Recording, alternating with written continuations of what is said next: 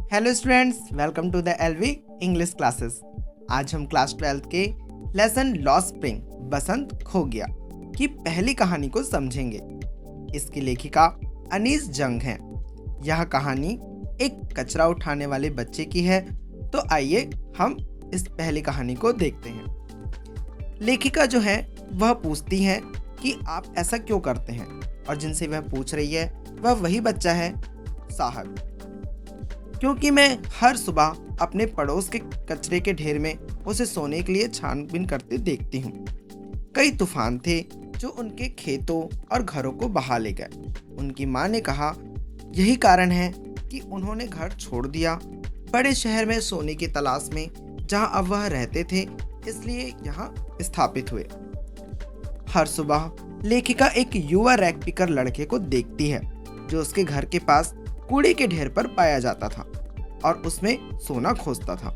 लेखिका का कहना है कि वह विडंबनापूर्ण रूप से गोल्ड की खोज करता है, क्योंकि यद्यपि कचरा जो बेकार चीज है, चीजों को फेंक दिया जाता है, फिर भी वह इतने सूक्ष्मता से उसे हिलाता है जैसे कि उसमें सोना रूप में कुछ कीमती मिल जाएगा। लड़के का नाम है साहिब। ढाका में उनका हरे भरे खेतों के बीच में घर था।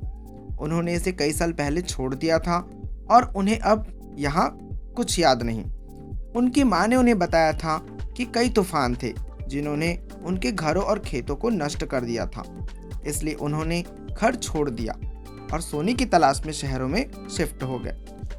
लेखिका जो है फिर कहती है, बड़े शहर में सोने की तलाश, यहाँ सोना कुछ कीमती चीजों को संदर्भित करता है जो उसके गृहनगर में उपलब्ध नहीं था। बच्चों के लिए जूते, पैसे, बैग आदि जैसी चीजें और भोजन, कपड़े, आश्रय उनके माता पिता के लिए जीवित रहने के साधन के रूप में थे। लड़का कचरा डंप में ऐसी कीमती चीजों को खोजता था। एक दिन लेखिका साहिब से सवाल करती है और उनसे कचरे के माध्यम से किनारा करने का कारण पूछती है। साहिब लेखिका को जवाब देते हैं उनके पास कचरा उठाने के अलावा और कुछ भी नहीं है। लेखिका का सुझाव है कि उसे स्कूल जाना चाहिए। उसे पता चलता है कि उसकी सलाह गरीब लड़कों के लिए व्यर्थ है। वह जवाब देता है कि जहां वह रहता है उस क्षेत्र में कोई भी स्कूल नहीं है। वह उसे आश्वासन भी देता है कि जब वह बड़ा होगा तो वह स्कूल जरूर जाएगा। लेखिका उससे मजाक में पूछती है कि अगर उसने कोई स्कूल खोला तो क्या वह भाग लेगा। साहिब कहता है कि वह लेखिका के स्कूल में शामिल जरूर होगा, और कुछ दिनों बाद वह उनसे पूछने के लिए दौड़ते आता है और कहता है कि क्या उनका स्कूल तैयार है। लेखिका ने जवाब दिया, स्कूल बनाने में तो बहुत समय लगता है। उसे झूठा वादा करने में शर्म महसूस हो रही थी। उसने इसे मजाक के रूप में कहा था और स्कूल खोलने का उसका कोई भी इरादा नहीं था।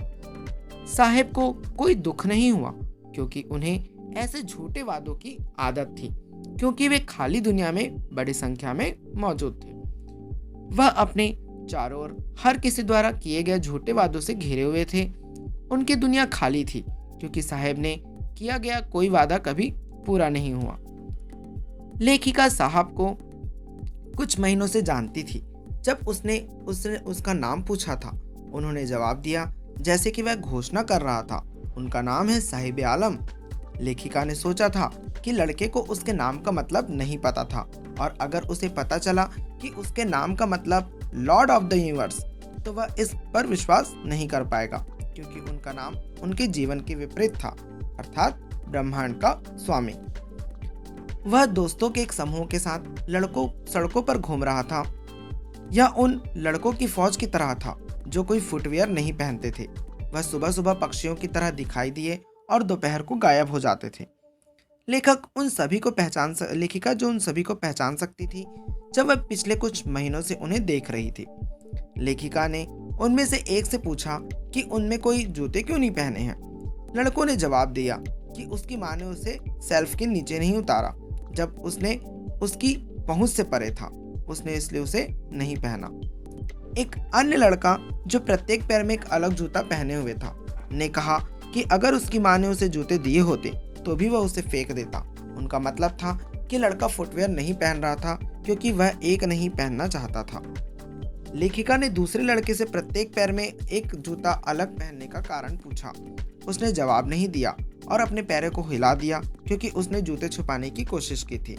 एक तीसरे लड़के ने कहा कि वह जूते की एक जोड़ी पाने के लिए उत्सुक था क्योंकि उसके पास जीवन भर कोई भी स्वामित्व नहीं था। लेखिका इन लड़कों की स्थिति को उजागर करने के लिए जूते का उदाहरण लेती है। वे ऐसी कीमती चीजों की तलाश में कचरा डंप खोजते हैं। वह आगे बताती है कि जब वह देश भर में यात्रा करती थी तो उसने कई बच्चों को शहरों के साथ साथ गांवों में भी नंगे पैर चलते देखा है। उन्होंने तर्क दिया कि वे जूते खरीदने के लिए पैसे की कमी के कारण नंगे पांव नहीं थे, लेकिन नंगे पैर होना उनके लिए एक परंपरा बन गई थी। लेखिका ने आश्चर्यचकित किया और निष्कर्ष निकाला कि यह एक परंपरा होने का कारण इस तथ्य को छिपाने के लिए केवल एक बहाना था कि वे इतने गरीब थे कि वे जूते नहीं खरीद सकते थे।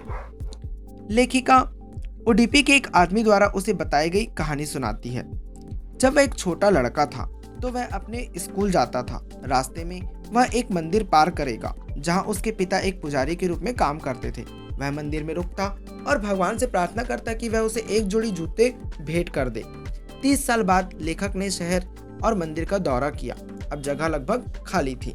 नया पुजारी मंदिर के पिछवाड़े में रहता था। लाल और सफेद रंग की प्लास्टिक की कुर्सियों को वहां रखा गया था।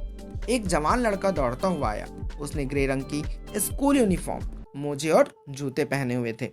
उसके कंधे पर एक स्कूल बैग लटका था। उसने उसे बिस्तर पर फेंक दिया और भागकर गया। लेखिका कहना चाहती है कि पिछले 30 वर्षों से मंदिर के पुजारी की वित्तीय स्थिति में सुधार हुआ। अब वह इस बच्चे को जूते खरीद सकते हैं। उसे एक और लड़का याद दिलाया गया जिसे एक जोड़ी जूते मिले। उन्होंने देवी से प्रार्थना की कि उसके पास जो जूते हैं वो कभी ना खोए। देवी ने उसकी प्रार्थना मंजूर कर ली क्योंकि लड़के ने अपने जूते कभी नहीं खोए। इससे हमें पता चलता है कि वंचितों को हर चीज का मूल्य का पता होता है। लेखिका उस क्षेत्र का वर्णन करती है जहां ये कचरा बीनने वाले लड़के रहते हैं। सीमापुरी दिल्ली के बाहरी इलाकों में स्थित देश की राजधानी से बहुत अलग थी। 1971 में जब ये कचरा बीनने वाले बांग्लादेश से आए थे तब यह इलाका बंजर भूमि हो गया था। सीमापुरी अभी भी एक बंजर भूमि थी, लेकिन अब यहाँ खाली नहीं थी क्योंकि लगभग 10,000 कचरा बीनने वाले लोग कीचड़ से बनी संरचनाओं में रहते थे, जिनमें टीन की पतली चादरें या तिरपाल नामक प्लास्टिक की सामग्री से बनी छतें होती थी। सीमापुरी में कोई सीवेज, ड्रेनेज या रनिंग वाटर की सुविधा नहीं थी। वे अस्वच्छ परिस्थितियों में रहते थे। यह बंजर भूमि का एक टुकड़ा था जहां शहर का कचरा एकत्रित किया जाता था। ये लोग वहां अवैध रूप से रहने लगे थे। रैग पिकर्स पिछले 30 सालों से सीमापुरी में अवैध रूप से रह रहे थे। उन्होंने सरकार की अनुमति या स्वामित्व के बिना इस क्षेत्र पर कब्जा कर लिया है। क्षेत्र के राजनेताओं ने उन्हें राशन कार्ड और मतदाता पहचान पत्र प्रदान किए। इन्हें इन राशन कार्डों के माध्यम से अपने परिवार के लिए किराने का सामान और बदले में उन्होंने उस राजनेता के पक्ष को वोट दिया जिन्होंने उनकी मदद की थी। लेखिका ने फटी साड़ी पहनने वाली महिलाओं के एक समूह से पूछा कि वे ढाका में अपना घर क्यों छोड़ चुकी हैं। उन्होंने जवाब दिया कि अगर वे अपने परिवारों की भूख को संतुष्ट करने में सक्षम थे और रात को अच्छी तरह से सोते थे तो वे ढाका में अपने खेतों की तुलना में सीमापुरी में रहने में खुश थे। ये लोग भोजन की तलाश में यात्रा करते थे और जहाँ कहीं भी यह मिलते वे अस्थायी घर स्थापित करते हैं और वहीं रहने लगते हैं। उनके बच्चे वहां बढ़ते रहे और धीरे धीरे उनके माता पिता को जीवित रहने के लिए साधनों का मदद करना भी शुरू कर दिया। सीमापुरी में रहने वालों के अस्तित्व का साधन कचरा उठाना था, जैसा कि वह कई वर्षों से कर रहे थे।